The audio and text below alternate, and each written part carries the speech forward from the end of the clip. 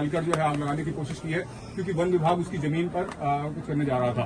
क्या कहना चाहेंगे सर, किसानों की क्या स्थिति है प्रदेश के अंदर? बीजेपी के लोग जीरो टॉलरेंस कहते हैं करप्शन के लिए। ये जीरो टॉलरेंस उनका जीरो हो गया है। और जब एसडीएम और अधिकारियों के कार्यालय न्याय नहीं दे रहे हैं तो मजबूरी में उसको आत्महत्या का रास्ता अपनाना पड़ा।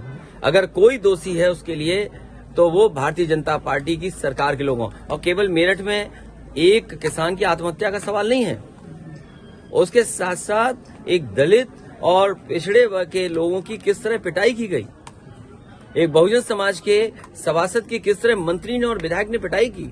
बताओ क्या कार्रवाई की इस सरकार ने, जो हमेशा बुलडोजर की चालू करके रखते हैं। क्या उस मंत्री के घर पे बुलडोजर जाएगा जिसने बहुजन समाज के सभासद का अपमान किया है?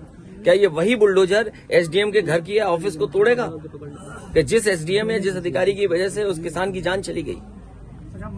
तो जीरो टॉलरेंस इसलिए नारा दे रहे हैं जिससे हमारा गरीब समझ ही नहीं पाए।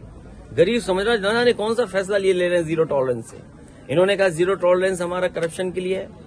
आज करप्शन क्या है, उसी का परिणाम है कि जान देनी पड़ रही है। पहली जान नहीं गई है। इससे पहले बाराबंकी में, हैदरगढ़ में भी इसी तरह एक किसान अपने न्याय के लिए गया था, उसे आत्महत्या करनी पड़ी, जान चली गई।